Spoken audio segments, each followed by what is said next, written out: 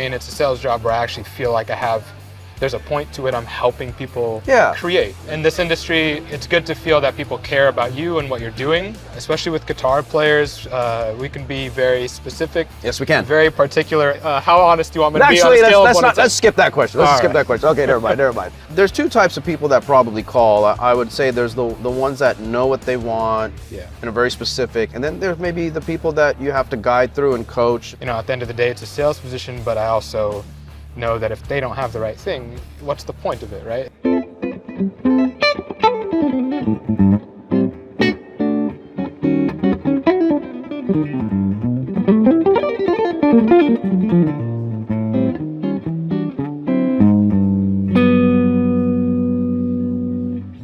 Very nice, my friend. Awesome. Thank you, Dinesh. Hey everyone, Dinesh here from Gibson, and we're at Sweetwater 2023 Gear Fest. I'm hanging actually with my sales engineer, Loui. Loui, thank you so much for coming down and being a part and taking the time to talk with us a little bit, man. Thank you for having me. You're the one that took a trip here. My gosh, let me tell you, how would you say I am as a customer on a scale of 1 to 10, 10 being crazy and difficult and 1 being super easy to work with? All right, how honest do you want me to be on a scale of 1 to 10? Let's skip that question. Let's skip that question. Okay, never mind. Jazz is your main thing? Yes. Fantastic. Jazz player. I think the last time I was here, you were doing a little jam up in the studio. Yeah, I was playing with a couple of guys. How often does that happen here? We try to do it fairly often. In the studio, not so much, but between the sales engineers, there's so many incredible players that you know, we get together fairly often, you know, to get some jams together and have fun. Man, that's awesome. That's awesome. I'm glad that we got to finally meet in person. I know it's one thing when you're dealing with the sales rep over the phone versus in the store. Right. It's also refreshing to know that my sales rep shreds on the guitar. That makes me feel good. Actually, a lot of the sales engineers here at Sweetwater play and have bands and do recording, which is really nice to see how the company also supports that very much. Right. When did you start playing guitar? Oh man, I started probably this summer going into high school, so it's been, man, maybe 13 years at this point, 13 years. Yeah. Self-taught lessons or? Self-taught for the most part. I played violin first, so I had a head start. Fingers were moving already. Was that is that where the theory came in, music theory? Yeah, and I ended up going to school at Berkeley and Berkeley College of Music, not California. I'm not smart enough for that. And that kind of helped elevate the playing a little bit more. But yeah, about 13, 14 years, something like that. Very cool. Yeah. What was some of the big influences when you were starting off? What was really what were you gravitating towards? At first, it was actually like prog metal and stuff. Okay. Yeah, it really changed for me. So I started off like really into the prog scene, heavy shreddy guys. Eventually, I like learned about Guthrie Govan, and he's just incredible. Kind of like the perfect bridge between moving fast and being emotional. Yes, you know and melodic. I mean? Yes. Yeah, melodic and emotional and all of that. And that's kind of what ended up making me get into the whole jazz situation. And kind of learning more theory and, you know, all that sort of thing. Yeah. No, man, it was fantastic. You were playing the Epiphone Zephyr there behind me when you first came in through that California Tweed. Incredible. You're plugging in the Tweed right now, the 220. Sounds great. Right now, you're holding the 150th anniversary Wilshire. Yeah. We've also got the orange guy behind you with the vibrato. Yep. It's just clean right now. Everyone out there that you're hearing, Gibson USA mini humbuckers, orange drop caps, you know, switchcraft components, all that good stuff. How did you get into Sweetwater? Like, when did you start working here, basically? As soon as I graduated. I graduated, graduated right at COVID. Okay. So I didn't have a walk. I didn't have any of that fun stuff. But, you know, I needed a place to work, obviously. And Sweetwater was perfect. Nice. I reached out, moved all the way from Boston to here. Okay. Took about 24 hours in the U-Haul. Yeah. And never looked back because Sweetwater ended up being really the perfect place for me. That's awesome. Yeah. That's awesome. Playing with some bands over here at all? Or? Yeah. Am I allowed to plug that? Absolutely. Private Education. Anywhere you listen to music, we're called Private Education. Incredible musicians. We're a little hiatus right now. Okay. Doing a little swaps with some people, but we've been together actually. We all met in the same class when we moved here, which is awesome. Nice. You know, all 5 of us just worked at Sweetwater, loved it, and made a band out of it. So, that's awesome. That's awesome. You know, I wanted to talk about some of the things that you run into with your customers that I also remember dealing with retail as well. There's a lot of gear out there.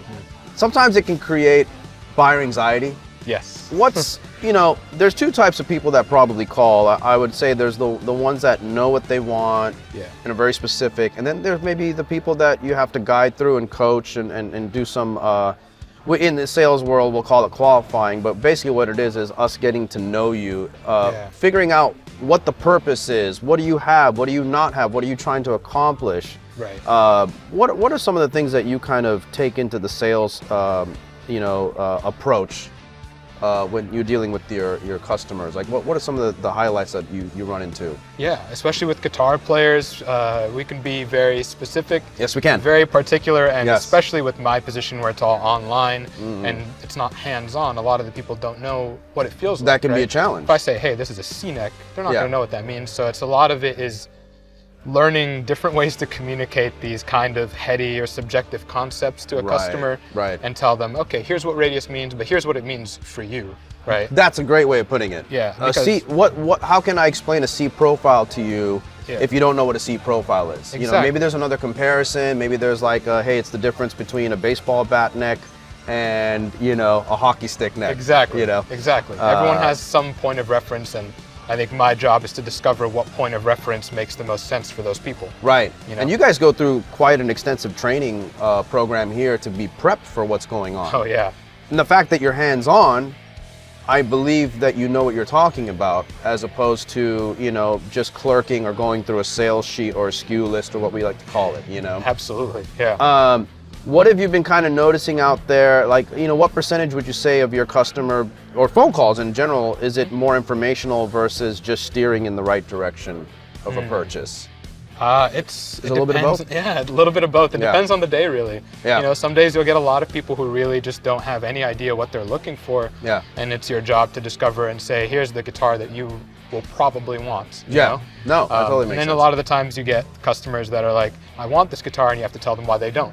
Sometimes. Right, You know what I mean? because at the end of the day, you want them to get the right thing. Exactly. That's what matters to me. Like, we don't, you know, at the end of the day, it's a sales position, but I also know that if they don't have the right thing, what's the point of it, right? It's going to come back, or they're just not going to be happy, and there's no point in that in that situation. No, it totally makes sense. It's got to be the right piece for the right situation.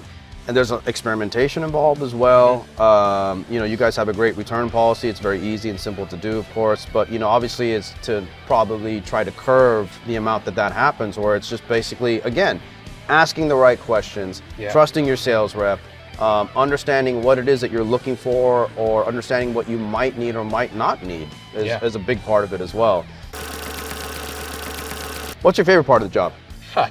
Favorite part of the job? Talking to you. Oh, Man, come on. Whenever you call, we'll settle up on payment after. No, I'm kidding. We're not paying. No, definitely the helping portion. It's not just like a sales job where I'm like, hey, go take this, don't come back, right?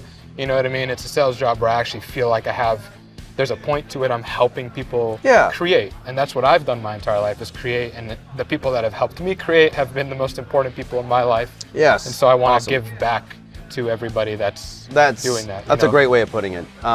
What's your approach to buying gear? Like, are you a gearhead, crazy? Surprisingly, I'll be completely honest. Yeah. I'm not much of a gearhead. Okay. Yeah, I know a lot about it. I educate myself about it. I understand the importance.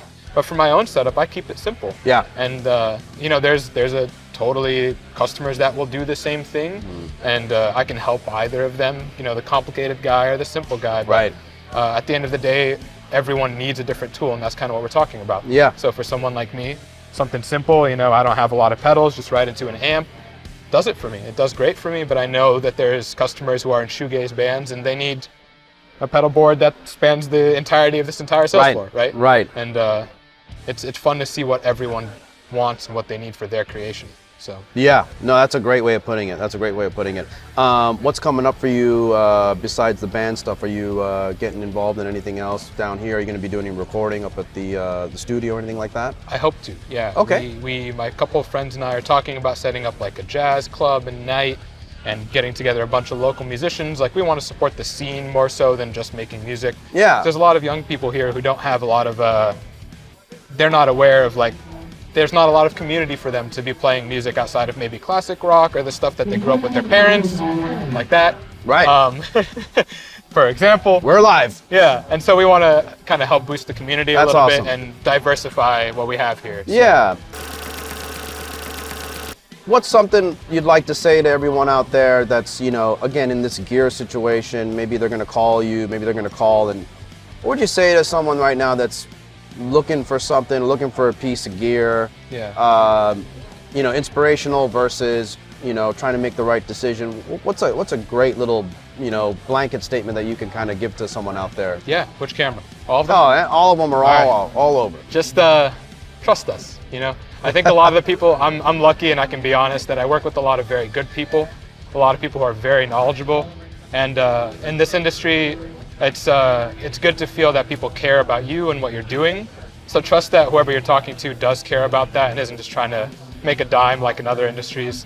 I know a lot of the people here, they're very good, genuine people, and we want to help. So ask us questions. Everyone seems very genuinely just happy here. Yeah. Which I'm not used to seeing all the time, no. You know, in this world that we live in today. But man, this place, I gotta say, everyone's got a great demeanor about them. They're happy, they're smiling. You know, it's just a great, awesome experience being here at Gear Fest.